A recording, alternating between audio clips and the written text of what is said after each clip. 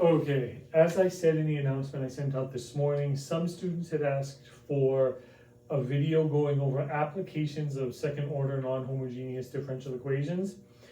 And others had asked questions about some of the regular non-application second order non-homogeneous differential equations.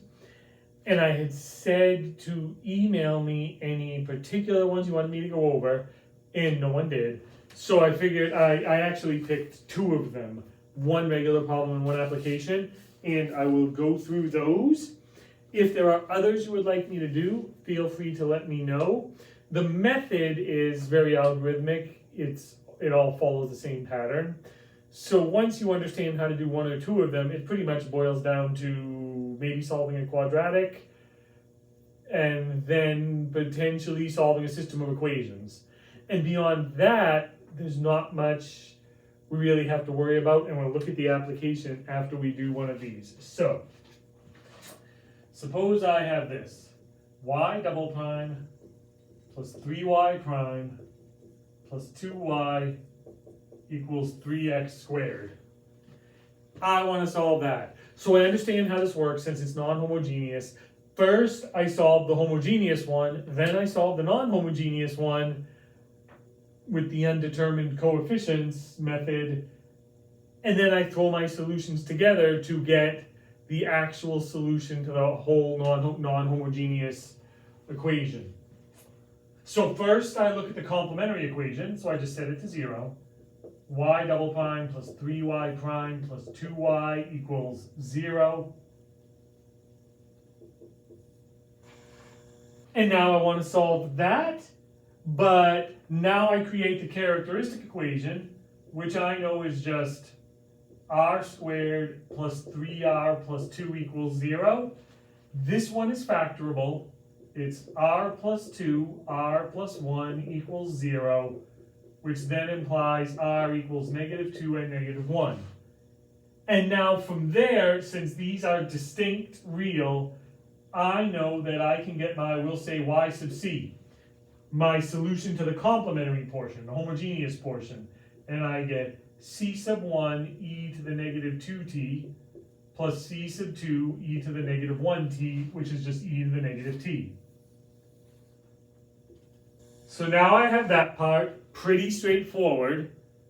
Again, there's only 3 possible ways you could get a solution here. 3 different forms of a solution. And as long as you have those forms down, it's pretty straightforward. Solve a quadratic and plug it into the correct form. Now I have to find the particular solution. So I understand. I write a y sub p, and I look over here. And in this case, that's a quadratic, so I know my particular solution has to be a quadratic. Ax squared plus bx plus c. Now I'm going to take this and plug it in over there, so I need to take my derivatives. Y sub p prime is 2ax plus b. Y sub p double prime is 2a. Now that I have this, I plug this over there. And I get y double prime, which is 2a, plus 3 times y prime, which is 2ax plus b, plus 2 times y, which is ax squared plus bx plus c, is equal to 3x squared. And now I just have to solve this out. And in this case, first I'll distribute 2a plus 6ax plus 3b plus 2ax squared plus 2bx plus 2c equals 3x squared.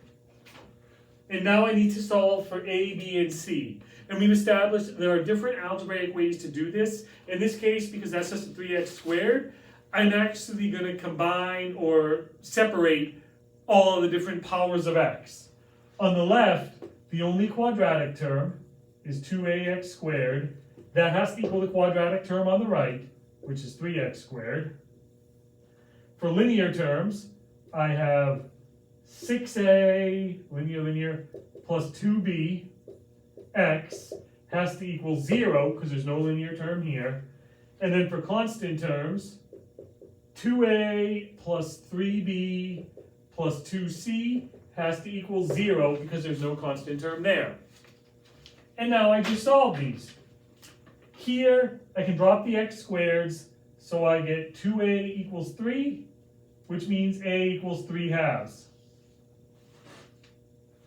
Now I can plug that in here. I can drop the x again, because I just divide it out. And I get 6 times 3/2 plus 2b equals 0. That becomes 3, so I get 9 plus 2b equals 0. Subtract the 9, divide the 2. b is subtract the 9, divide the 2, negative 9/2. Now, I'm actually going to go back to the black one because I think it writes cleaner and neater, and I might need room here. I can just plug in 2 times a, which is 3 over 2, plus 3 times b, which is negative 9/2, plus 2c equals 0. Here the 2's cancel, and I get 3 minus 27 over 2 plus 2c equals 0. And now, just because I don't want to deal with the fractions, multiply everything by 2. I get 6 minus 27 plus 2c equals 0. So 2c, 6 minus 27 is negative 21. Add it to the other side, I get positive 21. And then divide the 2, and I get c is 21 over 2. And, oh, and actually, I multiplied by 2. In my brain, I knew that was wrong. When I multiplied by 2, that becomes a 6. Here the 2's cancel, that becomes a 4. So this is actually 4c. So that's 21 over 4.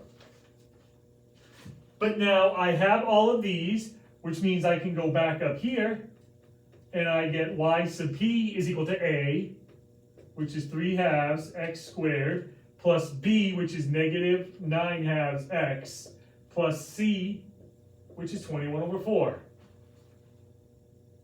Now I know I have y sub p and y sub c. I know y is y sub c plus y sub p. So it's y sub c, c sub 1 e to the negative 2t, plus c sub 2 e to the negative t, plus y sub p, which is 3/2. I wrote this in terms of t. Yes. I wrote this in terms of t, but these should be x's.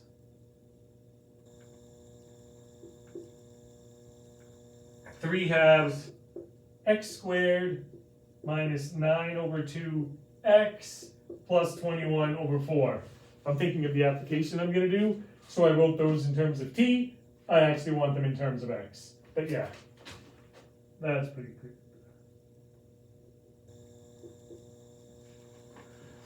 But now, here is my solution to the differential equation.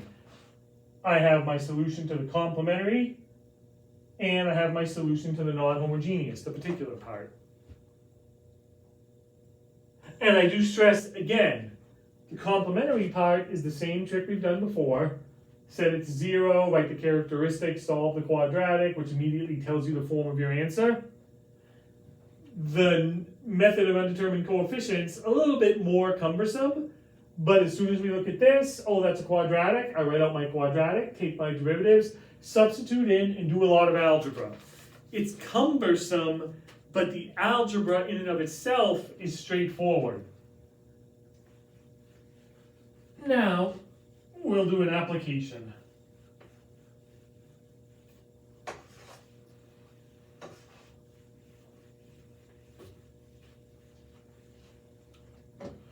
So this is what's called the voltage law. And just so we're clear, I know absolutely nothing about voltage, which is kind of the point here.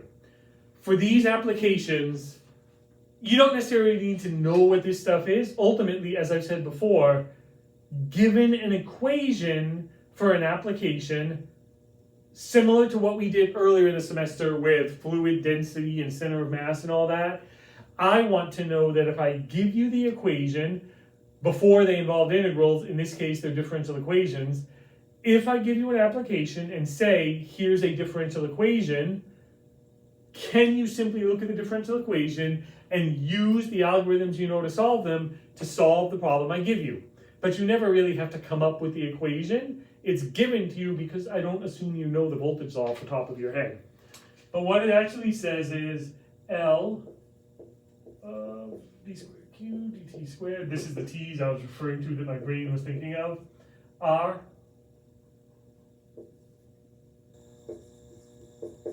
dq dt plus 1 over c q equals E of t. And this has to do with voltage, and LR and C are all constants. E of t could be a constant, it could also be a function, it's just a function of t, based on what particular thing you're talking about. But the point is to recognize, ultimately, second derivative of q with respect to t, first derivative of q with respect to t, original function q, that's just a second order non-homogeneous differential equation. And in theory, if this E of t was 0, it would just be a homogeneous one. So then it doesn't really matter if I fully understand voltage, as long as I'm given those constants in that function E of t, I can solve the problem. So for the sake of argument, suppose that R, the resistance, is 200 ohms.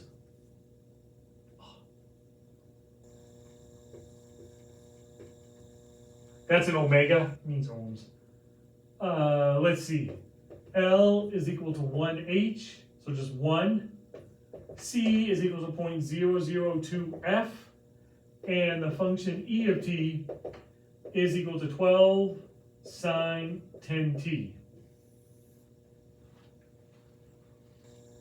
Well, now what I know what I'm going to do, plug everything in there, and my equation becomes 1.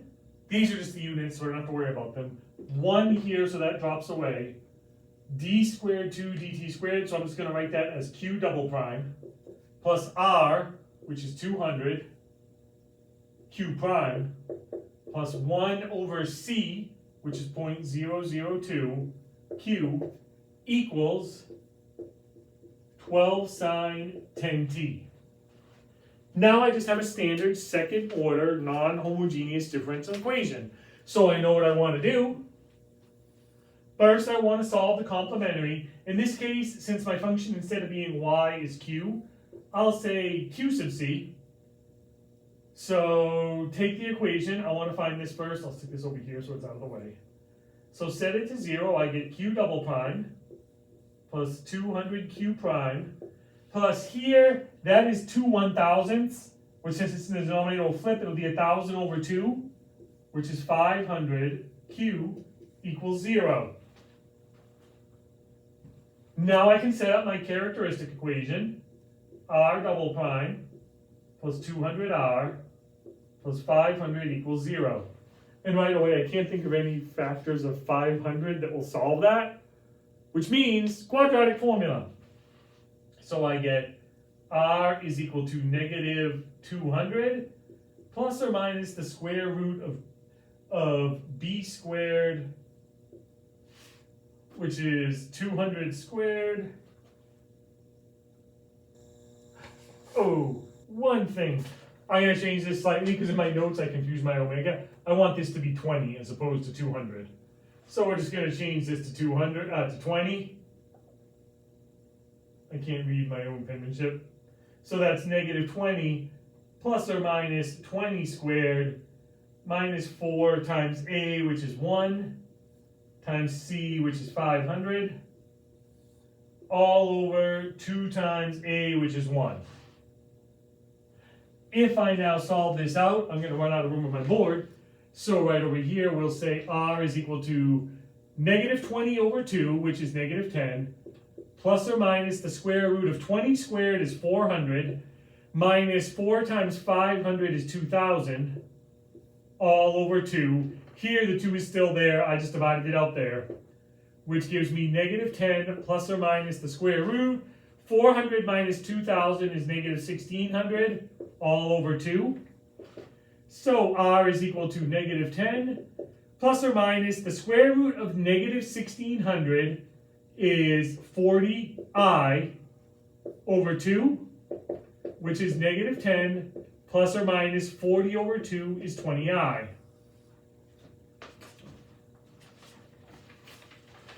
which is rather cumbersome, but again, it's just solving a quadratic and making sure you only put 1 0 there and not 2, which changes my answer a lot. And then solving out the quadratic and doing all the algebra, but ultimately I get my R, it's complex, so I know the form of my solution. I'm almost out of room, so I'll write it right here. So we'll have Q sub C is equal to, well, let's see. I know since it's complex, I have my alpha right here and my beta right there. And then I get e to the alpha, which is negative 10t, because this is in terms of t, times k sub 1 sine of beta, which is 20t, plus k sub 2 cosine of 20t.